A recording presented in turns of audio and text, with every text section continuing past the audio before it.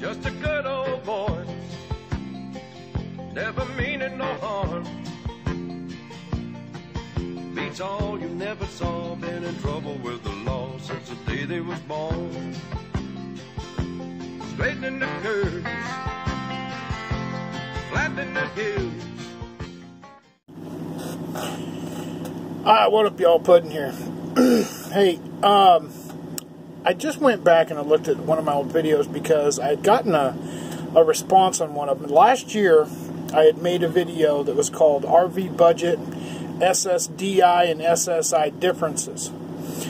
If you guys want to go back, I don't know how to link none of that shit into the description. I don't know how to do it. But anyway, there was a couple questions that was brought up and a couple good questions. So I kind of wanted to bring that up real quick. And why does it look like I have like brown like right here and it's all just gray around it? I don't know. I don't get it. Anyway, so let's just go ahead and get into this. Okay.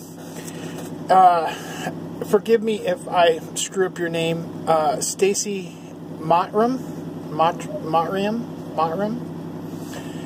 She had a couple questions. Said that wanted to know if I go to a doctor, and do I have to do a review? And then Anaconda Squeeze said that he worked, I think it's I'm not sure if it's this man or a woman. I know it's Anaconda Squeeze. And they said that they worked for 3 months and made like $1,400 or something, or $14,000. And then now their SSI is under review. Okay, I'm going to tell you guys what I know, I'm telling you, I'm not the sharpest tool in the shed, but I sure in hell ain't the dullest. So this is from my experience of dealing with SSDI and doctors and all that shit. So, sorry, that spit. Oh, I made a cover for myself. Pudding with the flashlight that says "Wha-bam!" So, when I first was put on disability after my work injury, I had to go to doctors, and I ended up telling my doctor, you know, hey, listen. Well, my doctors ended up telling me I needed to be somewhere where the temperature was going to be warm. Sorry, vehicles going by. I'm just like, squirrel! I get sidetracked quickly. So my doctor said I needed to live in in an area where it's going to be warm all year round for my back purposes. Also told me that I needed to do this for my own health. And that's why I had to leave Washington. Now, in the process, I was just going to move and find a house and then be done with it. And then I came across the RV life, and I was like, wow, you know, this is kind of cool. But now I want to get property, and I want to go back. I still want to travel, but I still want to have property to go to because I see what's going on with BLM and all this other crap.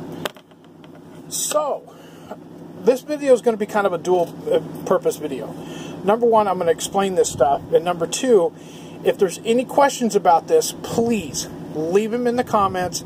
And I do read all the comments. I'm not a big channel, but I like to read all the comments, whether they're good, bad, the ugly, or whatever. And I read them all. Sometimes I have a bad tendency not to go back and look at old videos unless they pop up. Sometimes it'll pop up like this Stacy Motram. God, please forgive me if I'm saying that wrong. I'm so bad with names.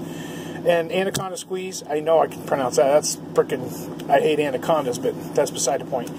I do get some notifications on videos when people make a comment to them. There's other videos I don't. I usually don't go back to my videos that are more than a month old because I just don't do it. I may have to start doing that just to catch up on some of the comments that were made. So when I first got done with all this doctor stuff, or when I first was told that I had to find a warmer climate to be in, so I started looking at houses, and I was going to go back to Georgia, and I was looking at Georgia, South Carolina, Alabama, Mississippi, all the area down there, so it would stay warm all year round. That kind of blew it out of the water when I started watching videos on people living the RV life, and I thought it was going to be a lot cheaper, which it is cheaper. If you think about it, you don't have land taxes, you don't have all the bills that you have. There's a lot of things it's a lot cheaper living this life. But I still want property for other people like me that's in this life. So that way, if BLM land, and there's not a lot of BLM land out east, especially southeast. So I would like to have, 5 acres or so if people are traveling through that area, that they can stop in and they can come in and say, hey man, what's up, Puddin', blah, blah, blah. And they can stay a few days or a week or whatever. And they can, get the rest they need, or they can just, whatever. So anyway, now, when I did this, so then I got into the RV life, and I was asking the same questions that Stacy was asking and Anaconda was worried about. Number one, after I seen my last doctor, I asked them, do I need to see any more doctors? No. Your case is getting closed, and now you are going to be on permanent SSDI, and you will have a pension. Now, I will tell you, being on SSDI and the pension does not allow me to work. SSDI, I chew too much and spit too much, so I'm just going to leave the lid off. Okay, so on the SSDI, in 2018, you were allowed to make $18,000 for the entire year, and that means that your SSDI or SSI does not get messed with. So if you worked 3 months, according to Anaconda Squeeze, but you made $14,000, you were still under that amount, but you can't make any more than that. You're only allowed to make $18,000 for the entire year. So as long as you don't make anything more than that, and you can look this up, it's in records, so it'll show you what you're allowed to make. But with me having my pension on top of that, I'm not allowed to work. My pension is run by the state. The company that I worked for went out of business. So the state pays my pension, and they tell me that I am not allowed to work whatsoever. So I live on my SSDI and my pension both together. Now, when it comes to doctors, I seen the doctor and I asked, because I've still got an attorney that has to go through this. My attorney I've got my attorney for the rest of my life until I die. So my pension check goes through him. So I was talking to him about, what about doctors? He goes, once you have been fully disabled and there's nothing else you can do. Now, and there's no more doctors you see. Now, I will tell you, once a year, and it's in May, where they send me a paper, and I have to fill this paper out for my pension. And it's just a regular paper, and all it says is, has anything changed? Are you still doing this? Are you still doing that? Blah, blah, blah, blah, blah, blah, blah. You fill it out. I send it back to my attorney. My attorney sends it into them. Done and over with. This happens once a year. So I have to do this once a year, and that's it. And so as far as a review, it's just one time a year, and they send me the paper. My attorney sends it to me, and I fill it out, and I'm done. Have I seen a doctor? No. There's nothing else that a doctor can do for me. When I got hurt, I went and actually had 3 more specialists, neurologist specialists, see if they could do surgery, and they told me, no, they cannot do surgery because I am considered a liability because the first doctor cut half of my sciatic nerve, and there's nothing they can do. I have no... down the outside of my right leg, I have no feeling. And that's never going to go away. I live in pain every day. I don't bitch about it. And if I do bitch about it, ain't nobody going to listen because I don't give a shit what people think anyway. So, but it's one of those things. I've gotten used to living with it. I do use a lot of CBD. And I know I've pulled this out before. So hang on. I use this salve. And I use this on my back and my knee because my knee's been replaced also. And then my buddy Seth gave me this, and I put that in when I make food. So I put a couple drops in, and it helps. It's CBD. It's not THC at all by any means. Because those of you who know me, I refuse to take any kind of man-made medication. Period. The end. I will not do it. And just to give you enlighten you on why I won't, they put me on methadone when I first got hurt, and that's the reason I have no front teeth. They were trying to blame it on my snuff. It has nothing to do with my chew. I went freaking 40 years without any problems with my teeth whatsoever with chewing. They put me on methadone for 9 months, and then all of a sudden my teeth fall out? Really? There's nothing they can do. I have to wait and get the money and have them fixed. That would be my neighbor. Okay, I'm coming back in. Sorry for that. My neighbor, Angie, is giving her dog a bath, and her dog ran inside her RV while she was trying to give her a bath. And I know when she sees this video and sees that I was laughing about it, oh, she's going to come over here and kill me. But it was funny. Whoops. So, now I forgot where I was at. Give me a minute, I'll be right back. Okay, sorry about that. Okay, so I was talking about the methadone, and then they put me on morphine. And I was on morphine for almost 4 years. So about three and a half, a little over 3.5 years I was on morphine. And I had to wean myself off of it because it was messing with my head.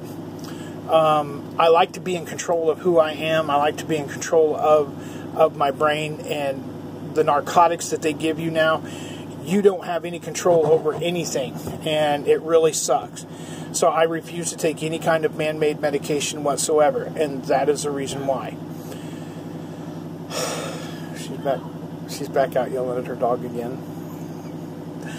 So anyway, so after they did that, I weaned myself off, and I was trying to figure out something that I could take to, the only man-made medication that I do take is Flexeril, and it's the generic, it's I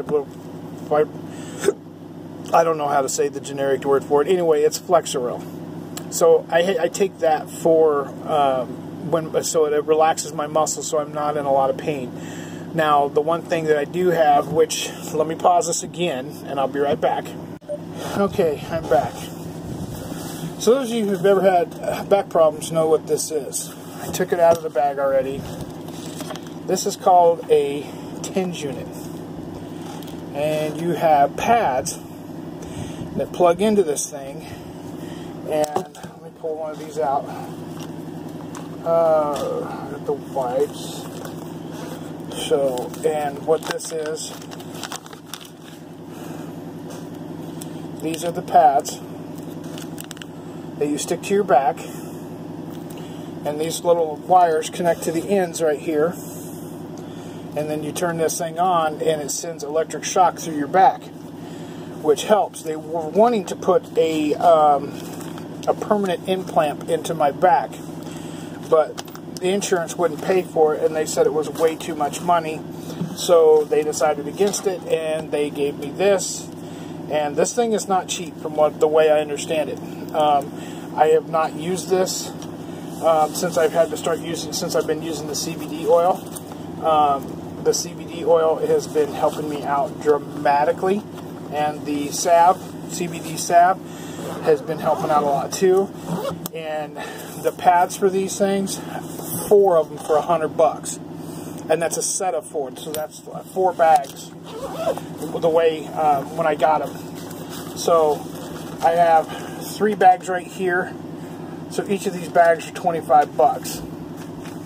So 4 of these bags is $100. I can't keep buying bags like that. That's just insane. And I also have a cleaner. Oh, that's stuck to the side. Oh, that's not good. Oh, that leaked out. That's tack gel to keep it tacked in. I don't know why that leaked. It shouldn't have. And then I have cleaner. It's a cleaner solution to clean your skin off so it'll stick better. So I have those.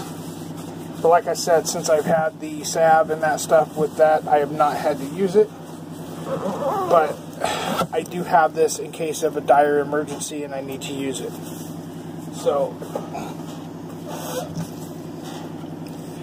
So anyway, some more on this. The way I understood it, and this is coming from other people that are on SSI.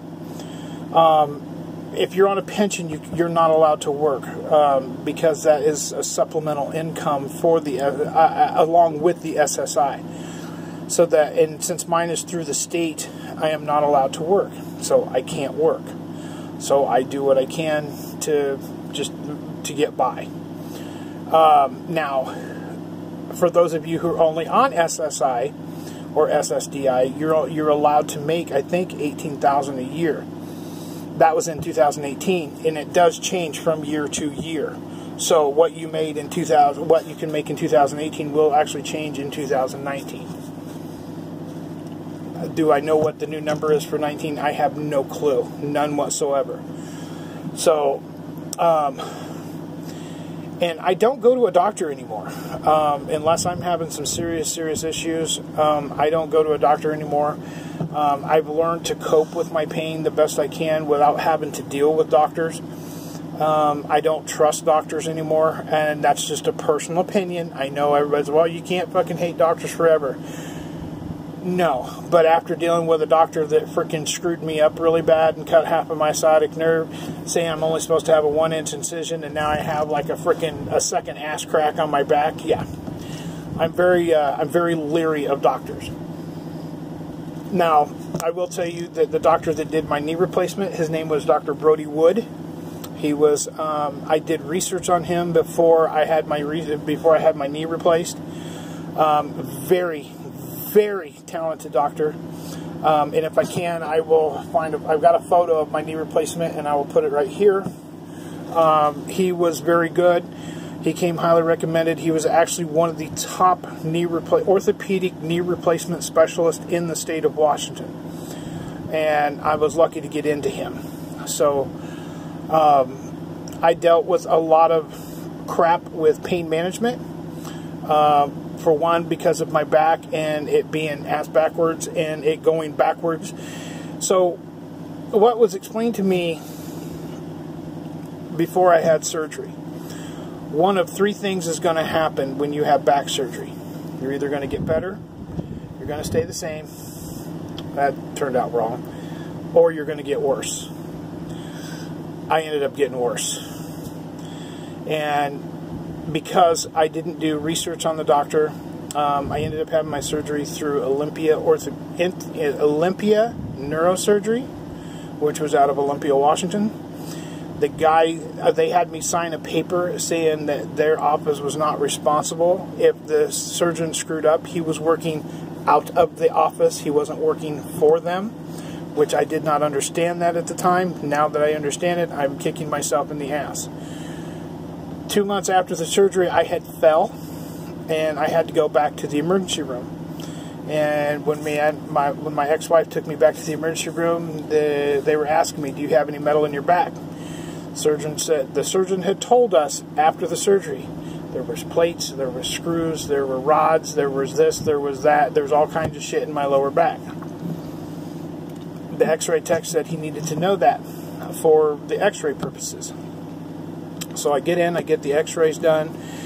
He comes out and he said, "Didn't you tell us that you had rods and pins and screws and all this other shit in there?" And I'm like, "Yeah, that's what the surgeon told us after surgery. There was nothing in there." I tried to get a hold of the surgeon. He had left, like disappeared. I did some background research on him. He had 5 medical malpractice suits against him, and he went back to India. So that leaves me where I am today. They told me that they would give me until I was 45, and then I would be in a wheelchair. I am 49, and I'm still walking. I have problems walking, but I can still walk. I'm slowly getting, I'm not going to say I'm getting worse, but I'm not saying I'm getting any better either, because I have a lot of freaking pain, and it never goes away. And that's just something I'm having to deal with on a daily basis, is a lot of pain. There's nothing I can do about it. I'm just stuck with what I'm stuck with. So hang on just a second.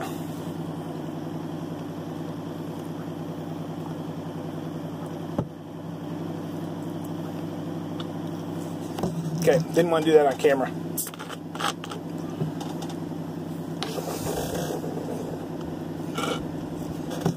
it's a waste of Dr. Pepper, but at least rinse my mouth out.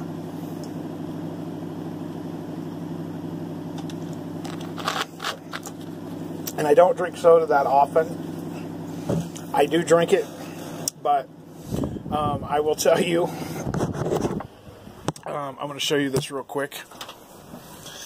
I don't know if you can see all that, but I just bought all that water. I am huge on drinking water all the time, and I drink a lot of it. Every now and then, I do like to have, sorry, I'll get my phone back in real quick. I do like to have a soda every now and then.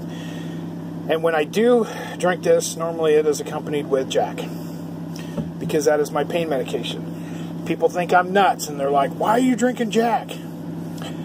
I don't, back in the 1800s, if you think about it, if someone is in pain, what did they take for pain? Whiskey or bourbon. They didn't take no pain meds. All that shit was snake oil shit. You know, we got something to cure this and that and that and that and that. And it ended up making people sick and die. So a lot of people used whiskey. They used it to help with pain. That's what I do. I don't drink that often. I really don't. I drank last Saturday night when Peanut Butter was here because I was having a little bit of pain. But I want to be comfortable. So if I have, that big tall glass that I drink out of, this one, I will make one of these about once a month, maybe twice a month. Because if I'm hurting, and I'll fill it with ice, and then I'll put some Jack up to about here, and then fill the rest of it with Dr. Pepper. And it helps. It doesn't alleviate the pain, but it does help with the pain. So, and I just don't take any man-made medications. I know I'm kind of rambling about this, but each person is going to be different. If you take man-made medications and they help, so be it. Oh, dear God, excuse me. Dr. Pepper. I just prefer not to take any man-made medications because of the bullshit that I went through, and I don't want to have to go through that anymore. I already go through enough shit living with pain that I have to live with. There's days, literally, that I have where I can't get out of bed. There's other days where I can get up and I can do stuff. I've noticed, and this is going to sound crazy as hell, all the way through the day I can't do nothing, but about 9 or 10 o'clock at night, I am like, I can do stuff. It just makes no sense. It's like when I'm ready to go to bed, then I get this where I'm feeling good enough to where I can get up and do just about anything. Well, what can you do at 9 or 10 o'clock at night? There's nothing you can really do because you don't want to wake everybody up. You're on a vacuum, or, you go outside and start doing stuff. You have no light to do it by. You don't want to bother other people that are around you. So, I don't get it. So I've been trying to do a few other things, try to help out with myself, and just try to do things that's going to help me in the long run. The one thing I have seriously tried that I've really started doing right now is losing a little bit of weight. I will tell you, in my instance, with me being hurt, I have had 3 doctors, 3 of those specialists tell me, it does not matter whether you lose the weight or not, the pain will never go away. Will it lighten up the pain? Yes, it should lighten up the pain some, but it's not going to eliminate the pain by losing the weight that you have. So, in saying that, yes, I want to do it for myself, and I'm in the process of trying to do some to get a little bit of weight off. It's going to take a while, and it's not going to happen overnight. I don't want to do it the fucking chintzy way and go try this diet and go that diet. I'm just going to slow down on what I eat, how I eat. And, I'm not going to give up the things that I like. I'm just going to try to slow down on what I do and see if I can lose it. And I'm going to try to start walking a little bit. The only problem with walking is that my leg will give out. And I have this knee brace that I wear. And I wear it quite often when I go out and do walks or I go out and do anything. Around here, I have the compression wrap that I wear. That when I'm around in my RV, when I'm inside, I wear it. I don't know I think I told it on a video the other day where I had not wore my compression wrap the whole day and I was outside doing stuff and I just had this weird feeling that something wasn't right. The very next morning I get up and my knee just collapses. So There was nothing I could do about it. I fell to the floor, and there was nothing I could do. So I had to help myself back up, got up, put my compression wrap on, and then put my knee brace on, and I could actually walk. I have no ligaments holding my knee together right now. It's pretty freaking sad. But I still get up, and I still do what I need to do. Some days are worse than others, and it's okay. Everybody's going to live with an ailment. I'm not trying to push my ailments on everybody to be like, oh, poor puddin'. No, screw that. If I wanted sympathy, I'd look in the dictionary between shit and syphilis. I don't want sympathy. I'm explaining to you guys what I go through on a daily basis. If you guys want to listen, that's fine. If you don't, you can turn the video off and not. And I'm not trying to be a prick. I know there's people out there be like, oh, he's just wanting sympathy. Screw you and your sympathy. I've never wanted sympathy. If I wanted sympathy, I'd have done that a long fucking time ago when I was younger. To me, sympathy is just something stupid. I do what I want. I do what I do when I do it. I do what I want, when I want, how I want, and where I want. Ain't nobody going to tell me that I have to do this and I have to do that. Screw that. I am 49 years old, and I've lived my life the way I want to live it. And if that means I want to spend the next 40 years frickin' dipping Copenhagen until the day I die, then so be it. If I want to spend the next 40 years watching Hogan's Heroes till the day I die, I'm damn well going to do that. And those of you who know me know that I watch Hogan's Heroes on a daily basis. So, it's one of my favorite shows. I'm not a follower. And as the new saying goes, I'm not a sheeple. You know, sheeple are people who live in big cities and they just go to work and they do what they got to do. I mean, I'm not downgrading people like that. It's what they have to do to survive. What I do to survive is completely different than what all of y'all are to survive. I do what I want, when I want, how I want. I'm not going to have anybody tell me anything different. Like I said, I'm 49. I've been through life. I've been around the block or two. I've made a lot of mistakes in my life. None which I freaking regret. Well, yeah, there's a lot of them I regret. I'll put it that way. There's a lot of mistakes I've made that I regret. Can I take them back? No. But have they made me a better person than what I was? Yes, they have. And I don't know how this got from SSDI to my life. Everything is just kind of went together. So we'll leave it at that. I know this is going to end up being a 2-part video. That's fine. And I have other parts of the video and shit to put together in this, and it's just going to be one. I don't know. I hope you guys are going to enjoy it. But I want you guys, honestly, if you have any questions that I might be able to answer, or, you know, if you guys look it up, you guys, all you have to do is do research on it and look it up online. Everything that you want to know is online about SSI and what you can do, what you're allowed to do, how far you can take that, what money you're allowed to make. And if you're not sure, contact the Social Security office and say, hey, listen, I'm only making such and such, and I was told that you're allowed to make a certain amount every year. And I don't know if I'm sure they would tell you that you're allowed to make a certain amount, because I know there's a few people out there that actually live in RVs that are on Social Security disability, not SSDI, but they're on like the Social Security income or whatever it is. I don't know what it's called. Anyway, that are on SSI, that live this life, that do camp hosting, and they make about $6 to $8 grand in a summer, and it doesn't affect their SSI whatsoever, and they're allowed to make that money. And I know these people personally. I don't want to mention names because I don't want to draw people out, but I've talked to people.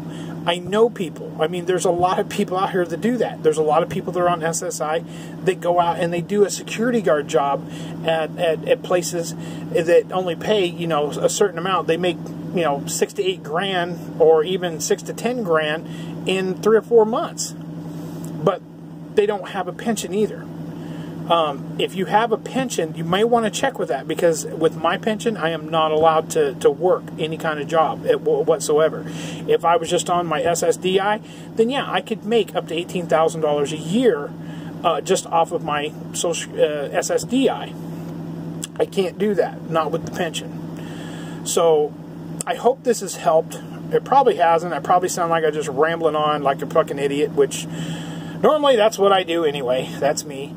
But if you guys have any questions, if you want, if there's something I did not get to that you guys want to know more about, please leave it in the description. Or shit.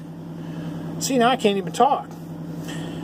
Leave a question down below in the comment section, and I will get to your comment. And if I have not fully answered it, I will do what I can to answer it diligently, or whatever. I can't use big words. You leave a comment below, I'll answer the damn thing. At least to the best of my knowledge, I will answer it. And if I don't know, I'll do a little research on it to see if I can get an answer that you're looking for. So, I thank you for joining me. Thank you for staying with me through this rambling moment of like nothing but 18 minutes of bullshit. But this is definitely going to have to be a two-part video because I am not uploading a 40-minute freaking video for everybody. So, y'all be good.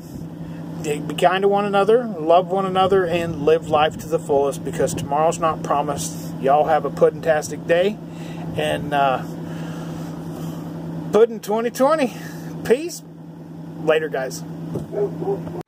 So put your drinks up for the weekend, cause them work days sure been creeping. What's up? Is anybody gonna get tore up?